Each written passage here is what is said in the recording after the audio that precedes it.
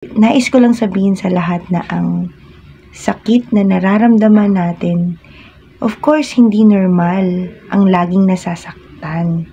Pero lagi nating tandaan na ang sakit na nararanasan natin ay hindi dahilan para huminto tayo sa ating mga takbuhin.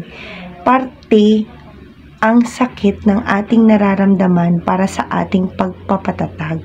Kaya, huwag nating ugaliing manakit ng ating kapwa. Magkukos kasi ito ng trauma, lalong-lalo na sa mga tao na may mga sensitive understanding pagdating sa mga bagay-bagay. At literally, hindi natin pwedeng sabihin na you're too sensitive naman kaya hindi mo to naiintindihan. Hindi lahat ng tao ay kasing lakas ng inaasahan mo. Kaya, be careful kung paano tayo magtatrato ng ibang tao. Tigilan natin sila kung paulit-ulit natin pag-uusapan ng isang tao at wala tayong mapapala kung paulit-ulit mo nahahanapan ng butas ang iyong kapwa para masabi mo na tama ang mga iniisip mo. Lagi nating tandaan that we cannot judge anyone. Only Lord can judge us.